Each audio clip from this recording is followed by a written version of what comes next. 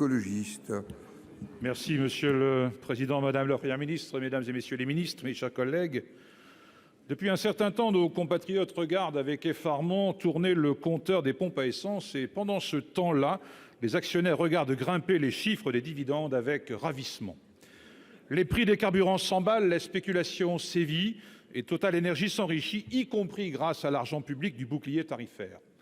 L'entreprise a enregistré plus de 10 milliards de dividendes au premier semestre de cette année, ce qui valut d'ailleurs aux actionnaires le 28 septembre dernier de bénéficier d'un dividende exceptionnel de 2,6 milliards d'euros.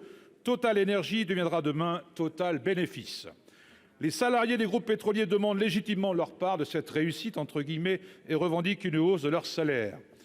La satisfaction des revendications des salariés pour Total Énergie représenterait une somme de 140 millions d'euros, soit 1,4% des profits du seul premier semestre. Monsieur le ministre, je pense qu'il est temps de faire pression sur les directions des groupes Total Énergie et ExxonMobil, leur demander aimablement un geste de bonne volonté. À l'évidence, cela ne suffit pas, d'autant plus que face aux salariés, le gouvernement brandit la menace inacceptable de la réquisition. Pour vous répondre, la parole est à Olivier Véran, porte-parole du gouvernement. Mesdames et messieurs les sénateurs, monsieur le sénateur Bocquet, de par votre appartenance politique, de par le combat que vous avez mené, je vous sais plus attaché que quiconque autre ici à la qualité du dialogue social et au respect des accords obtenus par le dialogue social. Monsieur le sénateur, je vous invite à envisager une situation qui ferait que des syndicats majoritaires obtiennent un accord majoritaire avec un employeur portant sur une hausse de salaire et qu'à l'issue de cet accord majoritaire, un syndicat non signataire, non seulement, ou deux syndicats non signataires minoritaires, je crois que le dialogue social, c'est le fait majoritaire, et je crois que les communistes soutiennent cela, et je le soutiens aussi, et le gouvernement aussi.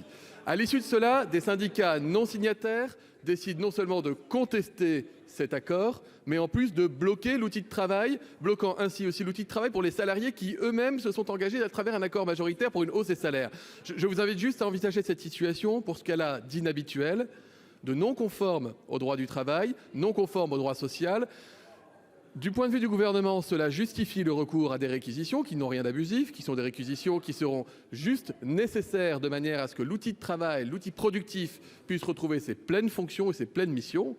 Et vous voyez que la Première ministre fait d'ailleurs le distinguo avec la situation d'un autre groupe pour lequel un accord n'a pas encore été trouvé, et croyez à l'engagement du gouvernement pour faire en sorte que tout le monde se mette autour de la table et discute des conditions d'un accord qui nous permettrait une sortie de crise. Enfin, permettez-moi encore d'insister sur ce point-là. Monsieur le sénateur, ça ne vous est, je crois, jamais arrivé en tant que sénateur ou élu local d'aller contester un accord en bonne et due forme signé par des syndicats, je le répète, majoritaires, parce que le mot est important.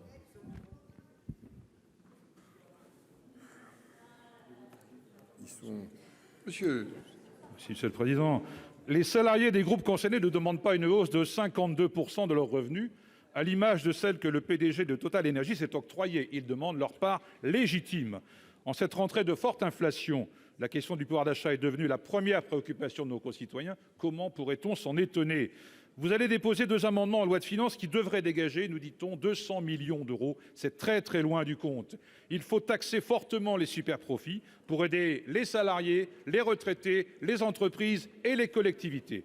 Le ministre Bruno Le Maire disait la semaine dernière dans une interview à La Gazette, je crois, « Je préfère le ciblage au saupoudrage ». Sachez que de ce côté de l'hémicycle, nous préférons le partage au bricolage. Merci.